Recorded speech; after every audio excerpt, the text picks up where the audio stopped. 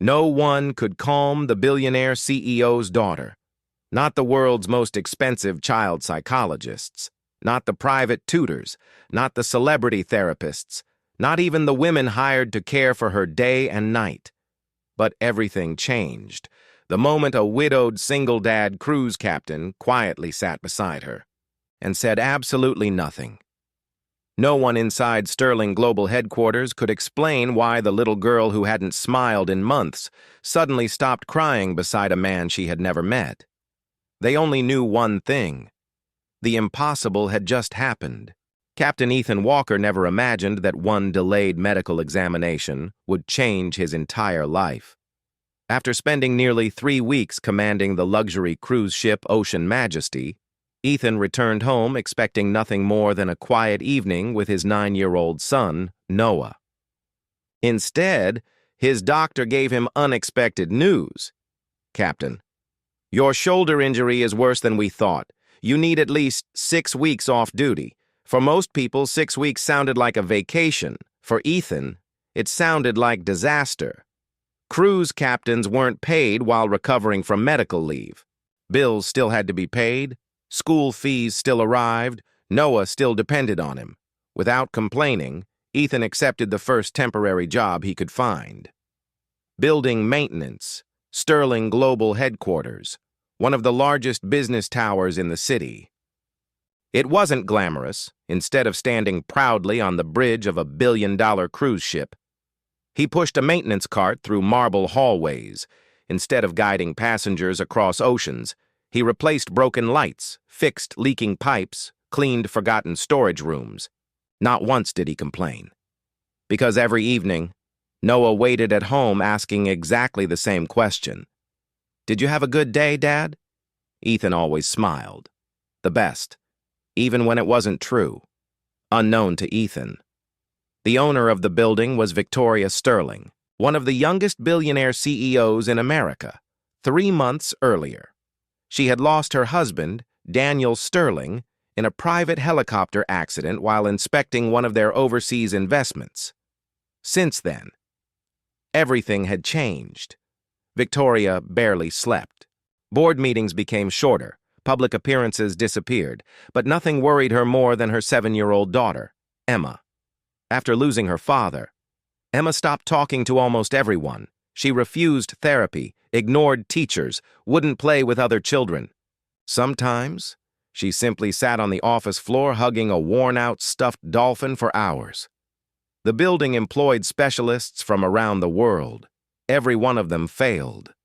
Captain Ethan first saw Emma on his 4th day. He was repairing a loose cabinet door inside an executive hallway when he noticed a tiny pair of shoes sticking out from behind a sofa. He quietly walked closer. A little girl sat cross-legged on the carpet. She wasn't crying. She wasn't playing. She simply stared through the giant glass windows toward the harbor where several cruise ships floated peacefully in the distance. Ethan recognized that look immediately. It wasn't anger. It wasn't sadness. It was loneliness. The same loneliness Noah had carried after losing his mother. Without saying a word, Ethan returned to his cart. 5 minutes later, he walked back carrying 2 paper cups, 1 hot chocolate, 1 coffee. He gently placed the hot chocolate beside the little girl. Then, without asking permission, without introducing himself, without trying to make conversation, he simply sat on the floor several feet away. Both of them looked toward the ocean. Neither spoke. 10 quiet minutes passed. Finally, the little girl whispered, "My daddy liked ships." Ethan nodded. "So did my son." Another long silence. Then Emma asked, "Is he gone too?" Ethan looked at the harbor before answering. "My wife is. My son misses her every day." Emma slowly hugged the stuffed dolphin tighter. "So do I." Those 3 words were more than Victoria had heard from her daughter in weeks, unknown to either of them. Victoria had been standing around the corner. She had come looking for Emma instead. She found a maintenance worker sitting silently beside her daughter, not forcing conversation, not offering therapy, not pretending grief could be fixed. Simply being present. For the first time in months, Emma wasn't alone. Victoria quietly walked away without interrupting. The following afternoon, Emma returned to exactly the same hallway. Captain Ethan was replacing ceiling lights nearby. She quietly sat beside his toolbox. "You came back." Ethan smiled. "I work here." She looked disappointed. "I thought maybe you only came yesterday." Ethan laughed softly. "I'll be around." That became their routine. Every afternoon at exactly 3 o'clock, Emma found Captain Ethan somewhere inside the building. Sometimes they watched ships through the windows. Sometimes they shared sandwiches Noah had packed. Sometimes they said nothing at all. And strangely, those silent afternoons helped Emma more than every expensive specialist combined. Not everyone appreciated what was happening. Marcus Hale, a powerful member of Sterling Global's executive board, watched everything carefully. He believed maintenance workers belonged in service corridors, not beside the CEO's daughter. He secretly ordered security to photograph every meeting between Ethan and Emma, every shared lunch, every quiet conversation, every moment. Soon, he carried a thick folder into Victoria's office. "I think we have a serious problem." Victoria calmly looked up. Marcus placed the photographs across her desk. "Your daughter has developed an inappropriate attachment to a temporary maintenance employee. He has no psychological training, no childcare certification, no authorization. I've already contacted Human Resources. I recommend immediate termination." Victoria slowly picked up the photographs. One showed Ethan sitting quietly beside Emma.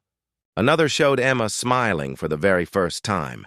Another captured her peacefully sleeping against the wall while Ethan quietly read a book nearby. Victoria looked at Marcus, then back at the photographs. For the first time in 3 months, she didn't see a threat. She saw something priceless: hope. Marcus didn't realize it yet, but he had just started a battle that would change all of their lives forever. Marcus Hale expected Captain Ethan Walker to disappear before the week was over. Instead, the impossible happened. The next afternoon, Emma walked past every therapist waiting in the executive lounge, ignored every nanny, and went looking for only one person: Captain Ethan. She found him repairing a broken handrail near the rooftop garden overlooking the harbor. Without saying a word, she sat beside his toolbox. Ethan smiled. "You found me again." Emma nodded. "You always fix things." Ethan looked at the loose bolts in front of him. "I try," she quietly whispered. "Can you fix my heart too?" For a brief second, Captain Ethan forgot how to breathe. Those words had nothing to do with a little girl. They came from someone carrying pain far too heavy for 7 years old. Instead of answering, he reached into his backpack. Inside was something he had made the previous night while Noah finished his homework. A tiny sailboat, hand-carved from driftwood Ethan had collected years earlier during one of his cruises. The sail was made from an old piece of white cloth. Emma carefully held it. "It isn't perfect," Ethan smiled. "Neither are storms, but good captains sail anyway." Emma looked at the tiny boat for several seconds. Then, for the first time since losing her father, she smiled. Not a polite smile, a real one.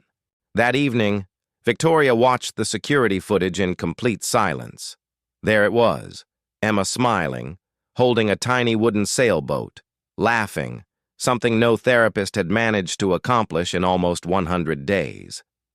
Victoria quietly closed her laptop. She wasn't watching an employee anymore. She was watching the first person who truly understood her daughter. Marcus wasn't finished. The following Monday, he called an emergency board meeting. This maintenance worker has crossed professional boundaries. He has daily contact with the CEO's daughter. He brings her gifts. He shares meals with her. This company faces enormous legal risks. Several directors nodded. Then Marcus added, I've already contacted Child Protection Services. Victoria slowly stood. The room became silent. You contacted them? Marcus nodded confidently. For Emma's safety. Victoria calmly opened a folder. Inside were financial documents. I investigated every therapist and consultant you recommended. 3 belonged to companies where you secretly owned shares. The referrals earned you hundreds of thousands of dollars. Marcus's confident smile disappeared. You used my daughter's grief as a business opportunity. Nobody spoke. Victoria looked directly at the board. This meeting is over. Mr. Marcus Hale, you're terminated. 40 minutes later, 2 child protection officers arrived at headquarters. Routine investigation, nothing more. But Emma saw the uniforms instantly. Her face turned pale. The last uniforms she remembered were the emergency responders, who had told her that her father would never come home. She panicked. Before anyone could stop her, she ran.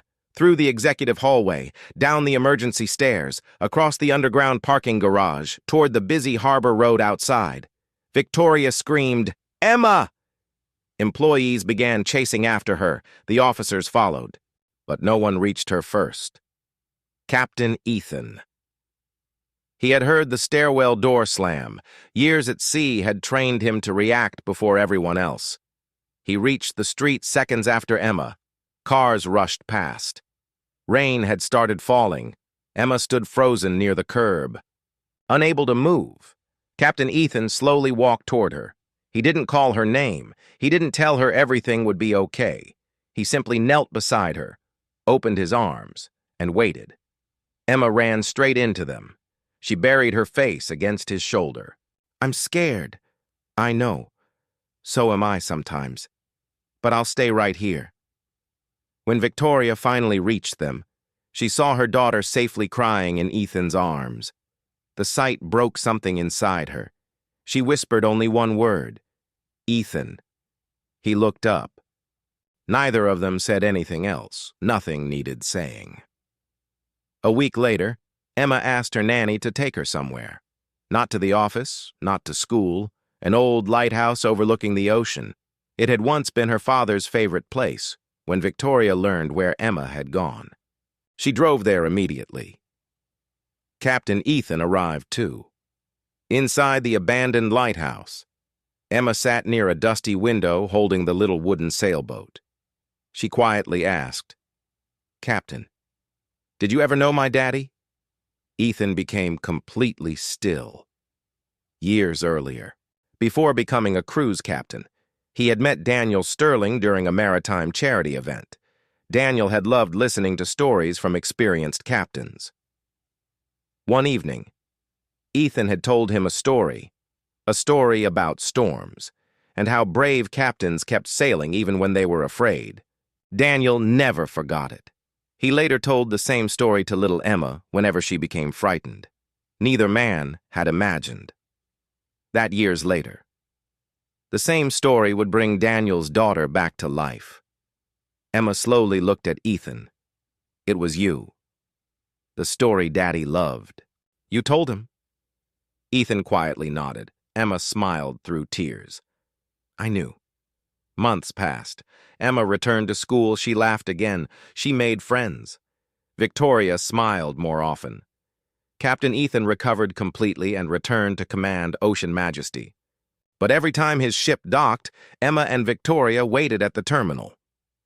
So did Noah. One afternoon, Emma handed Ethan a drawing.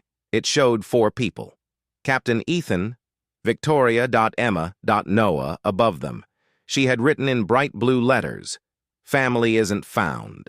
It's given by the heart." Captain Ethan's eyes filled with tears. Victoria gently reached for his hand. This time, he didn't let go. 1 year later, Victoria and Ethan founded the Captain's Harbor Foundation, a place where grieving children could heal through stories, kindness, and people who understood loss, not because they had studied it, but because they had survived it. Sometimes, The greatest miracle isn't finding someone who knows all the answers. Sometimes, it's finding someone willing to sit beside you until the tears stop on their own, and that quiet courage changed every life it touched. The end.